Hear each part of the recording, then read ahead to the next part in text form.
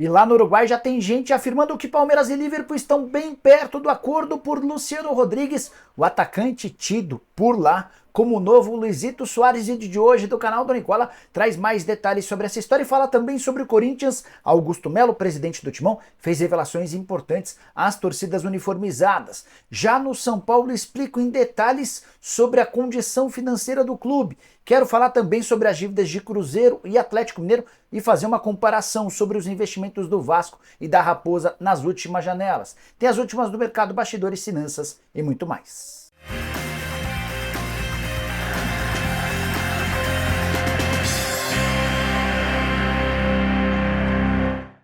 Fala aí pessoal, sou Jorge Nicola, bem-vindos a mais um vídeo do canal. Só queria, antes de mais nada, agradecer a audiência, pedir para deixarem like, se inscreverem no canal e comentarem sobre tudo o que quiserem ao longo do vídeo. Super importante porque quanto mais engajamento, mais pessoas são afetadas, recebem o nosso conteúdo. Por falar em conteúdo, queria contar que todo esse vídeo é um oferecimento de Aposta Ganha, o site que te dá 100% de bônus no valor do seu depósito. Jogos desse sábado pela Séries A e B na tela. Quero começar com os meus palpites na Série A. Para mim o Vasco vence o Criciúma, Atlético Mineiro vence o Cuiabá. Já no jogo entre Bahia e Grêmio, ambos marcam. Série B com o CRB Amazonas, vou de vitória do CRB. Vitória do Paysandu contra o Botafogo e ambos marcam para América e Novo Horizontino. Para fazer sua fezinha na aposta ganha, super simples, pega o link que está no comentário fixo, faz seu cadastro, só não esquece que assim que você fizer o depósito, 100% dessa grana volta em bônus para você, super simples, fácil e rápido. Combinado? Bora começar o vídeo com aquele tradicional giro de notícias e a primeira informação é sobre o Santos, que voltou a vencer por 2-0 na Série B. Jogo até parecido com o da estreia contra o Paysandu. Santos faz um primeiro tempo ruim, melhora na etapa final e vence o Avaí por 2-0. Os gols do Sherman e também do Furque. Só uma curiosidade sobre o Sherman, menino revelado na base, segue com o salário de atleta da base e costuma ir aos treinos do Santos de bicicleta. Eduardo Barroca, técnico do Avaí, acabou sendo demitido depois de mais um tropeço do Avaí. Ele já havia feito um campeonato catarinense considerado ruim. Ainda pela Série B, o Sport fez 2-0 no Vila Nova dentro de casa e também foi a 6 pontos, assim como o Santos. Já o Operário bateu fora de casa o Ituano por 2-0. A Chapecoense, também como visitante, fez 1-0 no Guarani em Campinas. Bora falar agora sobre o presidente da CBF, Edinaldo Rodrigues, deu uma declaração descartando qualquer possibilidade de paralisação. Essa hipótese foi aventada ao longo da semana pelo pessoal da ANAF, Associação Nacional dos Árbitros de Futebol. O Edinaldo respondeu da seguinte maneira, abre aspas, a CBF não trabalha de forma alguma com a hipótese de paralisar o campeonato. Não tem como parar uma competição que é limpa e transparente, fecha aspas. Só para completar o giro de notícias, contar que a Conmebol vetou o Castelão para os próximos jogos do Fortaleza na Sul-Americana. Nesse meio de semana, o Fortaleza venceu o Boca Juniors por 4-2 e a avaliação da Conmebol é de que o gramado não apresenta boas condições. Já Eduardo Bauerman, ex-zagueiro do Santos, suspenso por 360 dias, depois de participação no esquema de apostas esportivas, foi oferecido ao Atlético Paranaense. O Furacão está avaliando os prós e contras. Há uma dúvida se ele pode voltar a jogar agora em maio ou apenas em julho. Quero falar sobre Gabriel Paulista, zagueiro de 33 anos de idade, revelado lá atrás pelo Vitória, carreira quase toda no futebol europeu. O nome dele tem sido especulado como possível reforço do Botafogo para metade do ano. Antes de gravar esse vídeo, conversei com uma pessoa próxima ao atleta, alguém que trabalha para o Gabriel Paulista. E essa pessoa vê como pequenas as chances de um negócio dar certo, apesar da situação contratual do Gabriel Paulista. Não sei se você sabe, mas ele se mudou nessa temporada atual lá na Europa para o Atlético de Madrid, a coisa não funcionou, só 4 partidas disputadas, tem sido reserva há vários jogos sem nem sequer ser utilizado. O contrato acaba em junho, ele já pode assinar um pré-contrato com qualquer clube, mas a ideia do atleta de 33 anos de idade é prosseguir no futebol europeu por mais algum tempo. Queria te contar um bastidor importante daquela guerra entre Libra e Forte União. São os dois grupos que dominam os clubes em relação aos direitos de transmissão de TV. A Liga Forte União anunciou nas últimas horas a entrada de mais 5 clubes que pertenciam à Libra. Todos esses clubes paulistas são eles: o Botafogo de Ribeirão Preto, o Ituano, o Mirassol, o Novo Horizontino e a Ponte Preta. Com isso, a Liga Forte União chegou a 31 clubes nas principais divisões do futebol brasileiro. Isso representa quase 70% dos jogos das divisões de séries A e B. Um enfraquecimento grande da Libra, aquela que conta com alguns dos times mais populares do país, como o Flamengo, como São Paulo, Palmeiras, a tendência é que o Corinthians feche com a Libra. Por outro lado, a Forte União crescendo e contando com cada vez mais adeptos. Quem comanda essa Liga Forte União é o Marcelo Paz, que é também CEO do Fortaleza. Bora falar agora sobre o balanço financeiro do Atlético Mineiro, que acabou vazando. Ele ainda nem foi apresentado aos conselheiros, mas já temos uma prévia daquilo que foi a temporada passada para o Galo. O Atlético fechou 2023 com uma dívida de 1 bilhão e 300 milhões de reais. São 800 milhões de dívida do Atlético, sendo 300 milhões do Profut e outros 500 milhões de reais de dívida da Arena. Nessas dívidas estão em certificados de recebíveis imobiliários. A expectativa dos donos, dos responsáveis pela SAF do Atlético, é de que o Galo seja capaz de terminar a temporada de 2024 com uma dívida inferior a 1 bilhão de reais.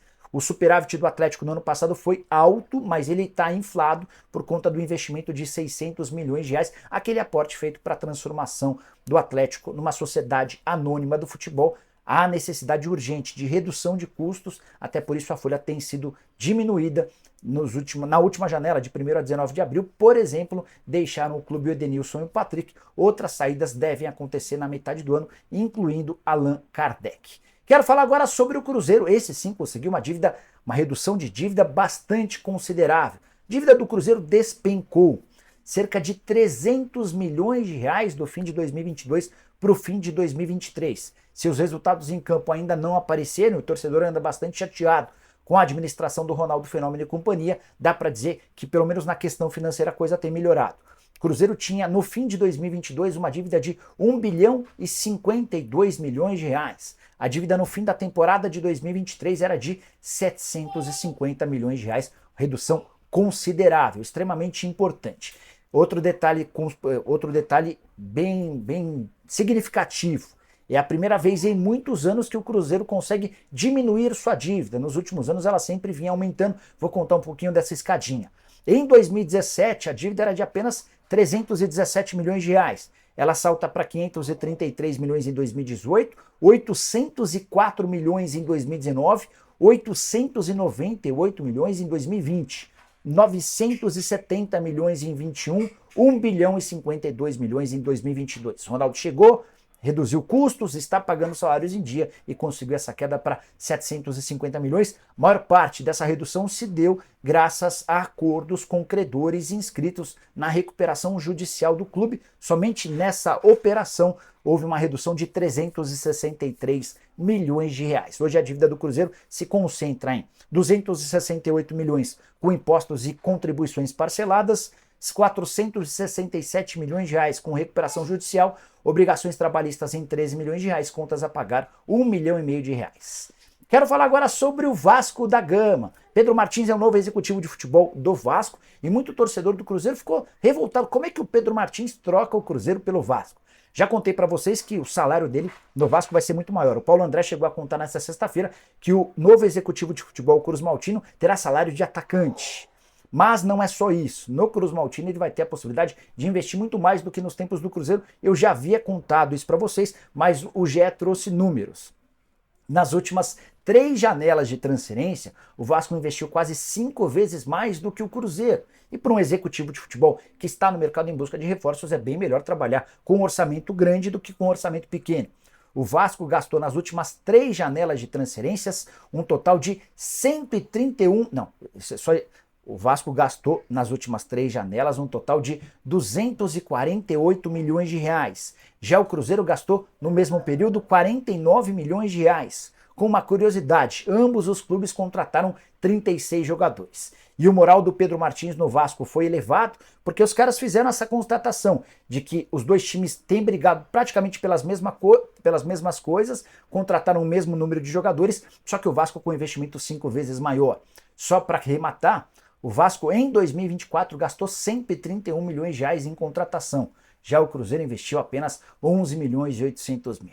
Quero falar agora sobre o São Paulo, que teve sua dívida aumentada, apesar da temporada de 2023 com o título da Copa do Brasil e com um faturamento extraordinário com bilheteria. O título da Copa do Brasil, apenas com a vitória na final, rendeu ao São Paulo 70 milhões de reais. O Tricolor também faturou com bilheteria, ou seja, com a venda de ingressos para os seus torcedores, um valor acima de 100 milhões de reais.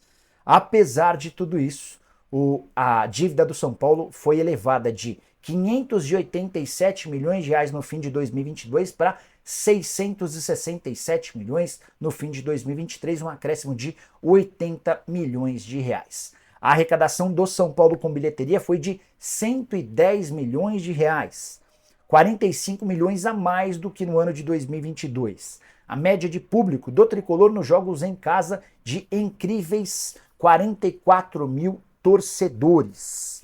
Mais de 1,5 milhão de pessoas passaram pelo Morumbis ao longo dos jogos do São Paulo, somente no ano de 2023. Patrocínios e publicidade foram responsáveis pela arrecadação de 46 milhões de reais. As receitas totais subiram, mas subiram pouco, de 651 milhões em 2022 para 669 milhões em 2023. Entre as justificativas do São Paulo para o aumento da dívida e para uma receita pequena, apesar de um ano vitorioso, a falta de vendas de atletas, é bem verdade que o Beraldo foi vendido por mais de 100 milhões de reais praticamente na reta final da temporada passada. O tricolor fechou o ano de 2023 com um prejuízo, com um déficit de 62 milhões de reais, que contrasta com o superávit do ano anterior de 37 milhões de reais. Hora de falar sobre o Palmeiras, e Luciano Rodrigues está cada vez mais perto do Verdão. De acordo com a imprensa uruguaia, a chance de acordo é iminente.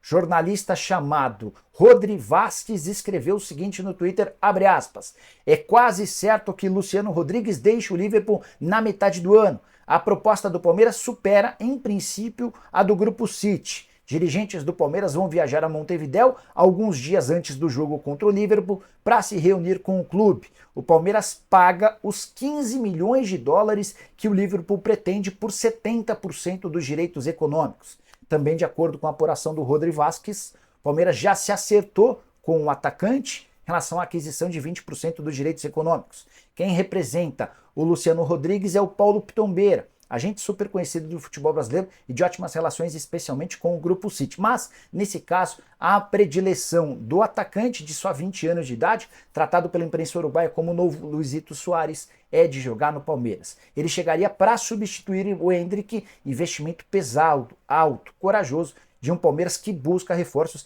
e vê no Luciano Rodrigues alguém com potencial para chegar no Palmeiras, se valorizar e ser vendido no futuro não tão distante por valores ainda maiores. Não dá para dizer que o acordo está fechado entre o Palmeiras e o Liverpool, mas há um indício, um encaminhamento para que esse acordo aconteça nos próximos dias. Eu prometo ficar de olho nessa história, baita contratação de um menino que ainda é muito novo, passagem por todas as categorias de base da seleção, tem começado a aparecer agora também na seleção principal e demonstra enorme potencial.